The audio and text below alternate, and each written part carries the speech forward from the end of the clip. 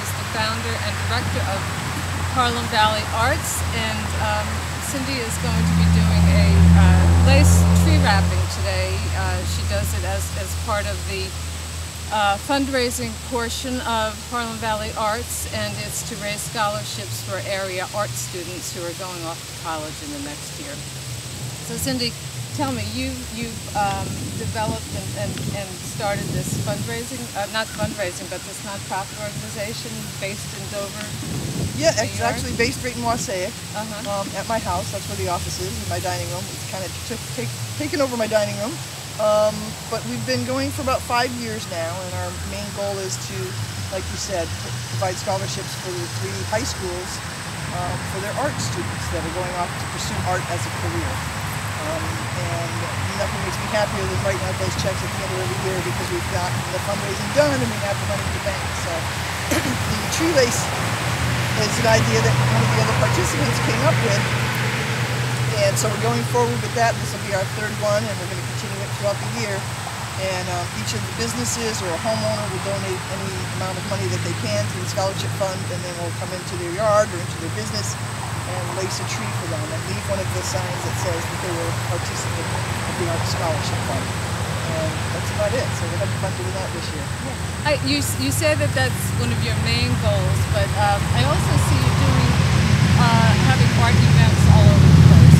You are had some pop-up galleries. You have been working with community artists to do different shows and to really show the work of people who might not ordinarily be able to get their work out to the public. Yeah, exactly. I mean, I, as director, feel like it's my responsibility to show the artistry.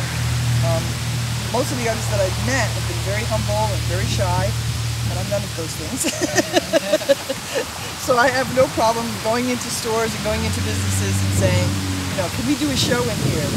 We've done several in businesses that people didn't even think about walking in and expecting to see art in.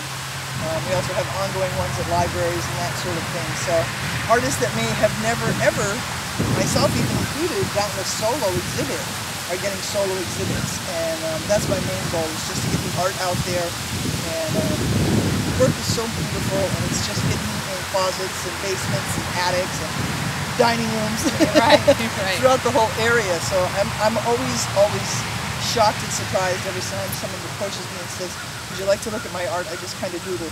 And if I could doodle like that, I would be thrilled with myself. Right. So for me, finding locations and businesses that are willing to say, yeah, bring it in, let's enjoy it, is what it's all about. So.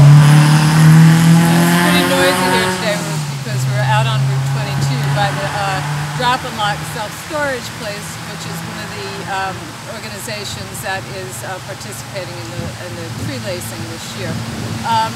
Cindy, what's up next? I know that you have a festival coming up. I know that both you and the Harlem Valley Arts are going to be involved in the Art East Open Studio Tour. So just tell me what's happening on August 18th? Is that on August 18th, we have what we're calling a Family Fun Festival. And it's twofold, really, because we have a nice little building that's been donated to us to use for art shows on a regular basis. So we try to keep that open on second Saturdays of every month. And again, that's volunteer artists that come in and sit in the studio. So there goes a motorcycle. So you know, every weekend, not every weekend, but the second Saturdays we're open. Thank God for editing.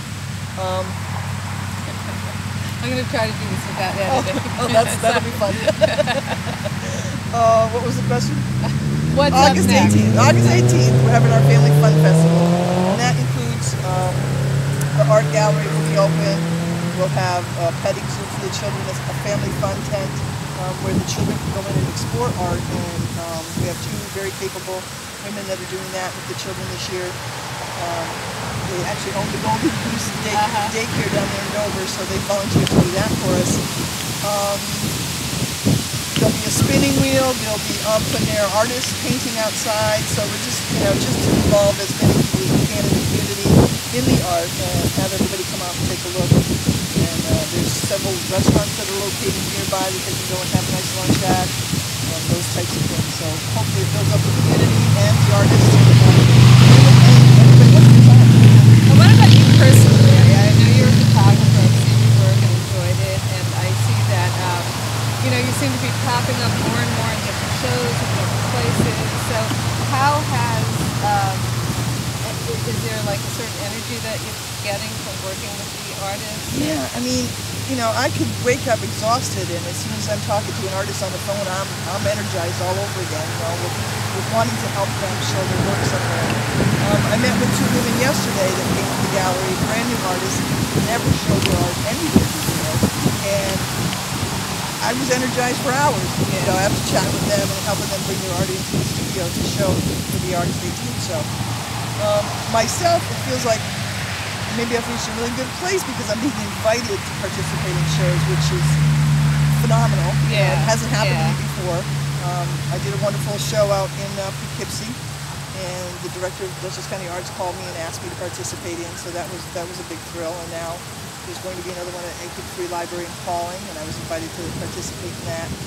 So that's nice, and it reminds me of the feeling that I can give the artists when I see their work and invite them to join with us and participate in one of our shows. So it doesn't go away. The feeling stays with you no matter how many shows you've had. And it's always wonderful to be invited to participate. So. Great.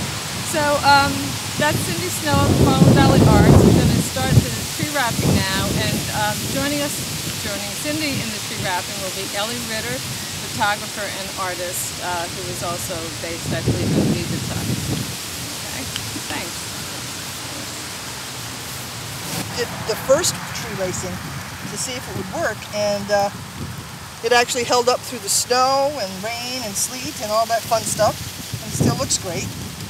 And I think the fun part for Ellie and I and any of the other participants is that each tree creates its own sculpture.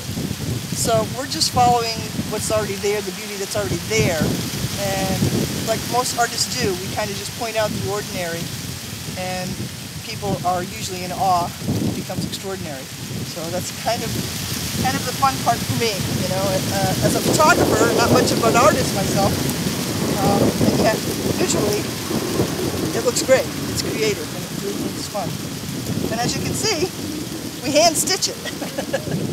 This is how it stays on, and we use the cotton thread so that it doesn't harm the tree, and it just rots. As time goes by, the thread will rot, and it will fall off. And there's plenty of air getting into the tree. We checked with a couple of different